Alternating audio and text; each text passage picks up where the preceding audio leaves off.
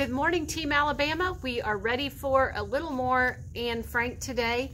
You should have gotten probably close to 20 facts by now. If not, go back and replay the first two videos and see if you can add to your facts. We are ready for page 495. And remember, Anne and her family, Margot, Mr. Frank, and Mrs. Frank, have arrived at the attic. And they have another family that's going to be living with them, and it's the Van Dans. And it's Mr. and Mrs. Van Dan and Peter. And we've found out quite a bit of information about them and kind of what they're like. And we'll continue to find out a little more information. Okay, page 495. Please read along with me. Oh, I did. I had a date with Jopie to go and play ping pong at her house. Do you know Jopie DeWall? It's Anne saying that. Her best friend is Jopie DeWall. No, says Peter. Jopie's my best friend. I wonder what she'll think when she telephones and there's no answer. Probably she'll go over to the house. I wonder what she'll think. We left everything as if we'd suddenly been called away. Breakfast dishes in the sink, bed's not made, and as she pulls off her stars, the clothes underneath show clearly the color and form of the star. Look, it's still there. Peter goes over to the stove with his star. What are you going to do with yours? Burn it?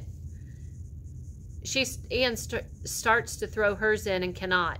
It's funny, I cannot throw mine away. I don't know why. You can't throw something they branded you with, that they made you wear, that they could spit on you? I know. But after all, it is the Star of David, isn't it?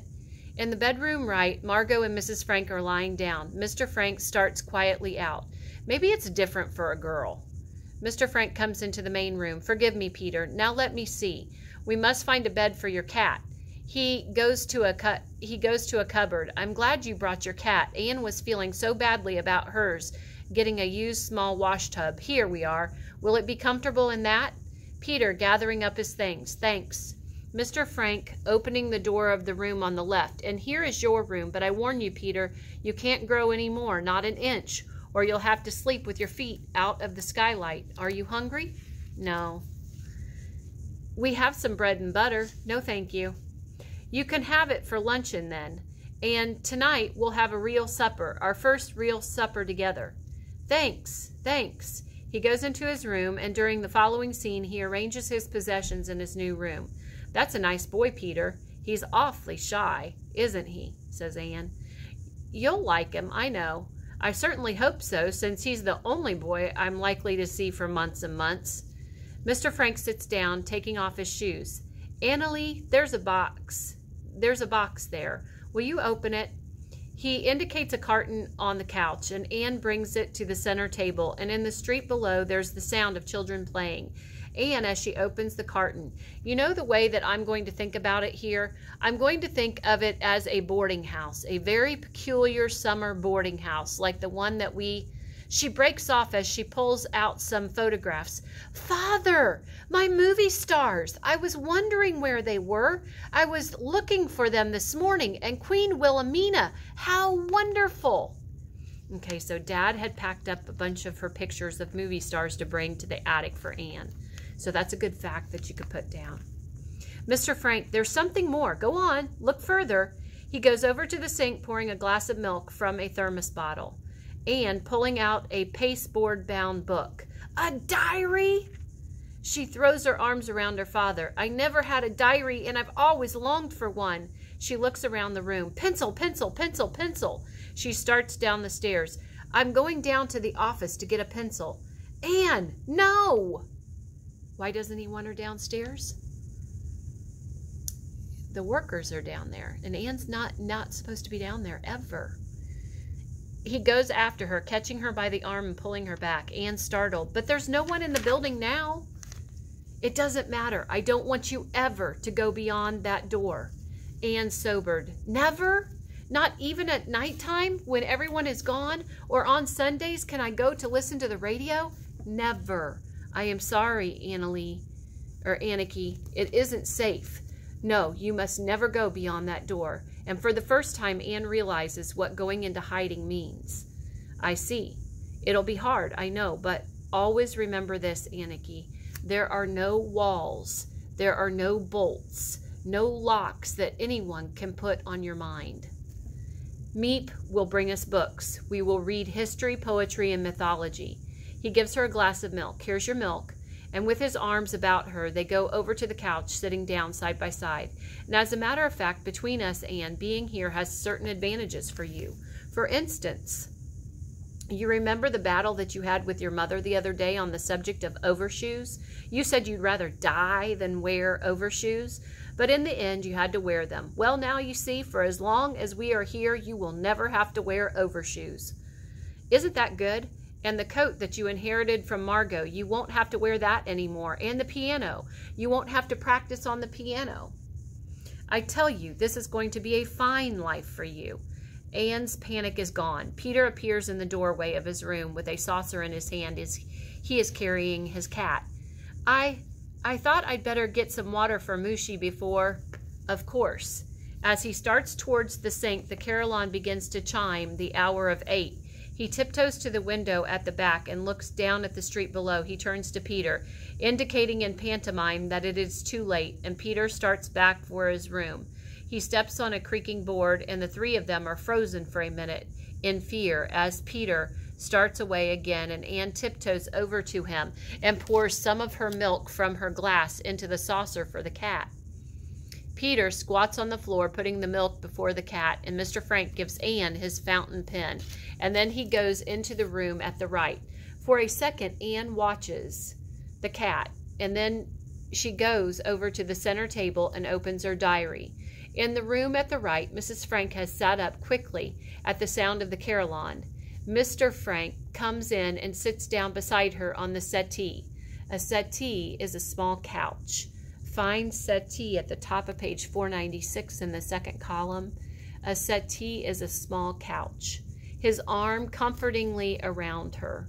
Upstairs in the attic room, Mr. and Mrs. Van Daan have hung their clothes in the closet and are now seated on the iron bed. Mrs. Van Daan leans back exhausted. Mr. Van Daan fans her with a newspaper. Anne starts to write in her diary, and the light dins out and the curtains fall. In the darkness, Anne's voice comes to us again, faintly at first, and then with growing strength. I expect I should be describing what it feels like to go into hiding, but I really don't know yet myself. I only know it's funny never to be able to go outdoors, never to breathe fresh air, never to run and jump and shout and jump.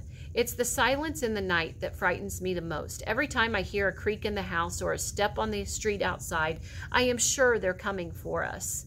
The days aren't so bad. At least we know that Meep and Mr. Kraler are down there below us in the office. Our protectors, we call them. So make sure you write that as a fact, that Meep and Mr. Kraler are viewed as their protectors. They are always bringing them things. They work in the business below. I asked Father what would happen to them if the Nazis found out they were hiding us. Pim said that they would suffer the same fate that we would. Imagine. They know this, and yet when they come up here, they're always cheerful and gay, as if there were nothing in the world to bother them. Okay, the word gay that's used there, it means happy. Friday, the 21st of August, 1942. Today I'm going to tell you our general news. Mother is unbearable. Okay, so she and her mom don't really get along very well, or Anne sees her as being kind of a pain. Okay, so that's a good fact. Anne doesn't really get along with Mom very well. She insists on treating me like a baby, which I loathe. Loathe means hate.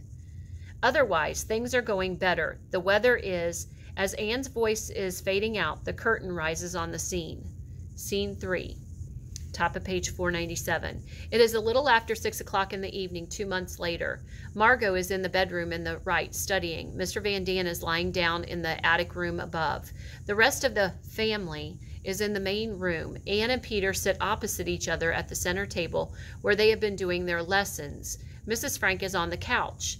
Mr. Van Daan is seated with her fur coat.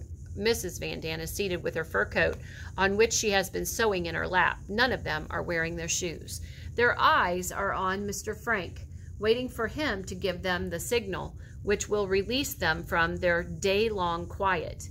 Mr. Frank, his shoes in his hand, stands looking down out the window at the back, watching to be sure that all of the workmen have left the building below. After a few seconds of motionless silence, Mr. Frank turns from the window. Mr. Frank quietly to the group. It's safe now. The last workman has left. There is an immediate stir of relief. Her pent-up energy explodes. Whee! Mrs. Frank. Anne! Startled and amused. Mrs. Van Daan. I'm first for the WC. The WC is the toilet, remember, because they can't flush it all day long. She hurries off to the bathroom, and Mrs. Frank puts on her shoes and starts up to the sink to prepare supper. Anne sneaks Peter's shoes from under the table and hides them behind her back. Mr. Frank goes into Margot's room. Mr. Frank to Margot. 6 o'clock, school's over. Margot gets up, stretching. Mr. Frank sits down to put on his shoes, and in the main room, Peter tries to find his. Peter to Anne. Have you seen my shoes? Anne, innocently. Your shoes? You've taken them, haven't you? I don't know what you're talking about. You're going to be sorry. Am I? Peter goes after her. Anne, with his shoes in her hand, runs from him, dodging behind her mother. Mrs. Frank protesting. Anne, dear, wait till I get you. I'm waiting. Peter makes a lunge for her, and they both fall to the floor, and Peter pins her down, wrestling with her to get the shoes. Don't. Peter, stop it. Ouch. Mrs. Frank. Anne, Peter. Suddenly, Peter becomes self-conscious, and he grabs his shoes roughly and starts for his room. Anne following him. Peter, where are you going? Come dance with me. I tell you, I don't know how. I'll teach you. I'm going to give Mushy his dinner. Can I watch? He doesn't like people around while he eats. Peter, please. No. He goes into his room, and Anne slams his door after him. Okay, how does Peter view Anne right now? And how do you know? Okay, this is inference. So when you have to take a couple of different examples and weave it into your thoughts, that's inference. It's using 2 or more pieces of evidence to come up with an idea. Okay, so tell me, what does Peter think of Anne right now? I think he thinks she's a pain. She always wants to steal his shoes. She wants to follow him all over the place. And she wants to go play with his cat, and he doesn't really like that.